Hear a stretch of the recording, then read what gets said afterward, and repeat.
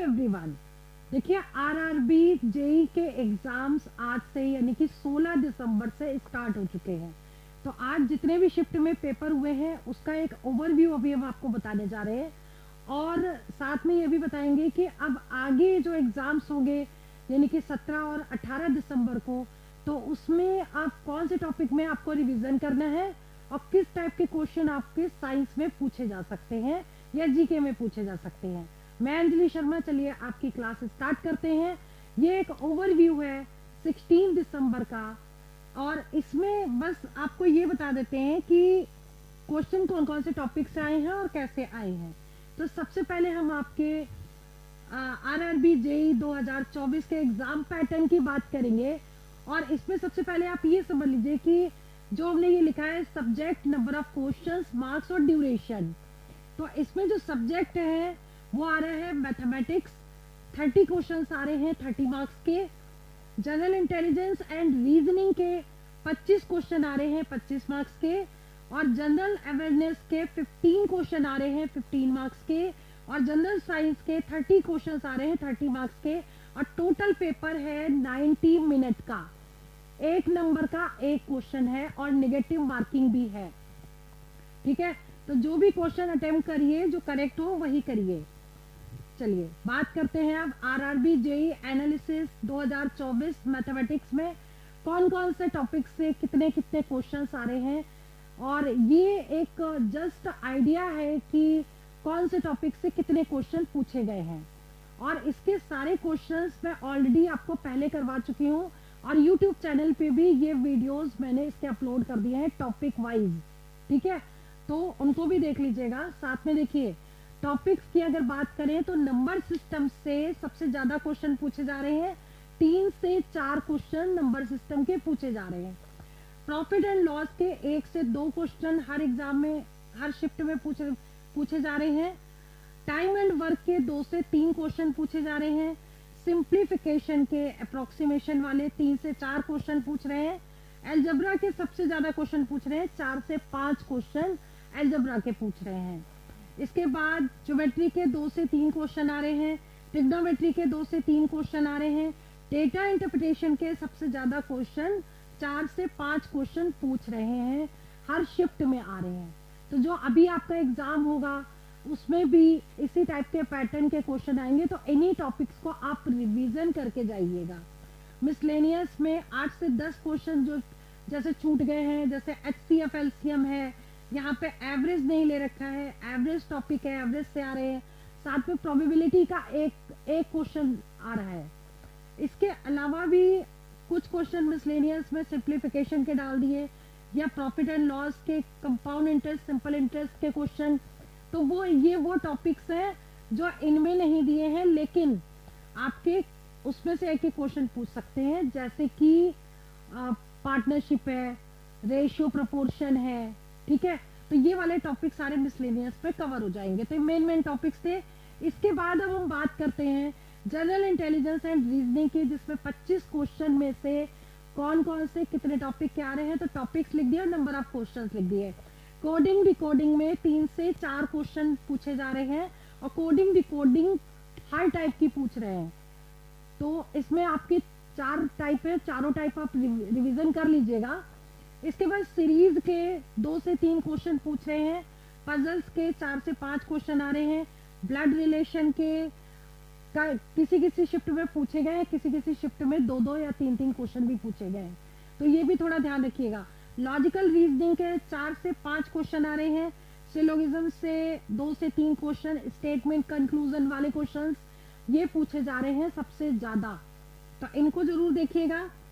Verbal और non verbal दोनों तरह की रीजनिंग आ रही है। अब बात करते हैं आरआरबी जेई एग्जाम एनालिसिस किसका, जनरल अवेयरनेस का, जिसमें से 15 क्वेश्चन आ रहे हैं, और उसमें से कौन कौन से टाइप के क्वेश्चन पूछे गए हैं, यानी कि ऐसे ही क्वेश्चन आपके नेक्स्ट एग्जाम्स में पूछे जा सकते हैं।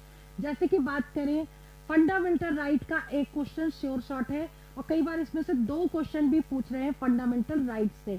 तो जितने आर्टिकल्स भी पूछ रहे हैं, कौन से आर्टिकल में आता है, तो इससे जितने क्वेश्चन बन सकते हैं वो जरूर रिवीजन कर लीजिए। और इसके बाद प्रधानमंत्री योजना से क्वेश्चन आ रहे हैं, क्वेश्चंस फ्रॉम क्रिकेट से पूछे जा रहे हैं, क्वेश्चंस फ्रॉम ओलंपिक्स से पूछे जा रहे हैं। राजस्थान का सीएम, मतलब सीएम आप स्टेट के याद कर लीजिएगा, ठीक है।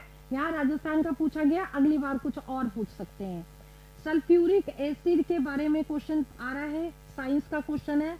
सरदार सरोवर डैम कहाँ है, या फिर इसी से रिलेटेड क्वेश्चन जितने भी बन सकते हैं वो आप, मतलब डैम से रिलेटेड, अब सरदार सरोवर नहीं आएगा, नेक्स्ट टाइम डैम से रिलेटेड जो भी डैम्स है उनके बारे में जरूर पढ़ करके जाइए। इसके बाद देखिए एक चीज और ध्यान रखिए, जनरल साइंस और जीके यानी जनरल अवेयरनेस के भी जो क्वेश्चंस आ रहे हैं वो रिपीट नहीं करते हैं। पैटर्न सिर्फ आपको मैथ्स का और रीजनिंग का पता चल जाता है कि कौन से टॉपिक से ज्यादा क्वेश्चन पूछे जा रहे हैं, जैसे कोडिंग डिकोडिंग हो गया, प्रॉफिट एंड लॉस हो गया, नंबर सिस्टम हो गया, HCF LCM हो गया। तो इस टाइप के क्वेश्चन, ट्रेन वाले क्वेश्चन है, टाइम एंड वर्क है, तो ऐसे क्वेश्चन का एक टॉपिक पता चल जाता है तो वो रिवीजन करके जा सकते हैं।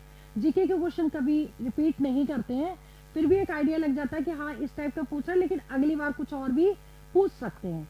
तो अभी ये देखिए पीएम ऑफ श्रीलंका पूछ लिया है, इंडियन इकोनॉमी से रिलेटेड क्वेश्चन आ रहा है, इंडियन पॉलिटी से रिलेटेड क्वेश्चन जरूर आएगा, इंडियन कॉन्स्टिट्यूशन से रिलेटेड क्वेश्चन जरूर आएगा, क्योंकि अब जो बात कर रहे हैं जो आगे आने वाले पेपर हैं उनके बारे में बता रहे हैं। जो आ चुका है वो तो अब पूछा जा चुका है, अब आगे की बात करते हैं। तो जो लोग अब एग्जाम देने जा रहे हैं, इंडियन पॉलिटी जरूर पढ़ के जाइए, इंडियन कॉन्स्टिट्यूशन के बारे में जरूर पढ़िए, स्पोर्ट्स के बारे में जरूर पढ़िए, एनवायरमेंटल इश्यूज इंडिया और वर्ल्ड के दोनों के पढ़ के जाइएगा। करेंट अफेयर्स जो है 2024 की पूछी जा रही है तो इसको अच्छे से पढ़ के जाइए। इसके बाद वर्ल्ड हंगर इंडेक्स पूछा गया है। फिर हम बात करते हैं जनरल साइंस की।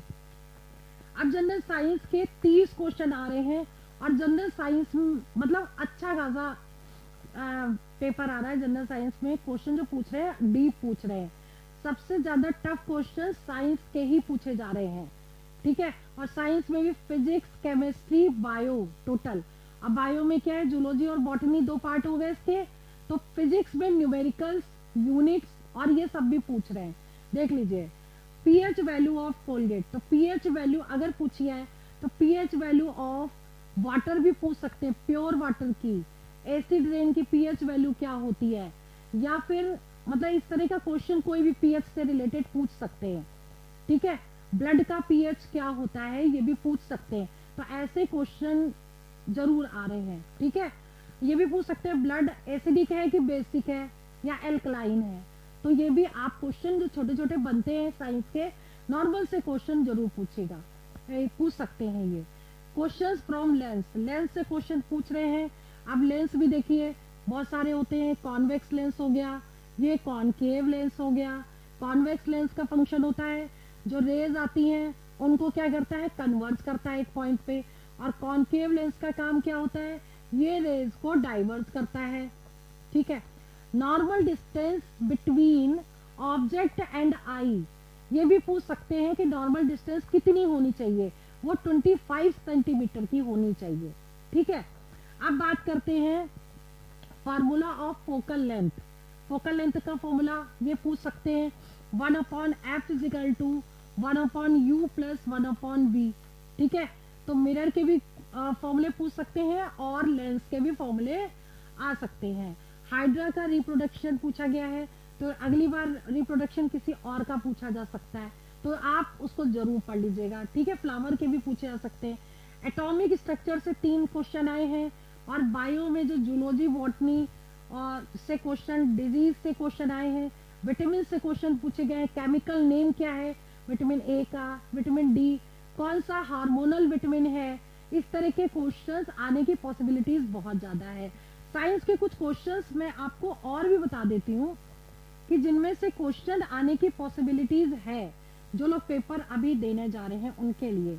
अब इसमें जो बात करेंगे, सबसे पहले आप समझ लीजिए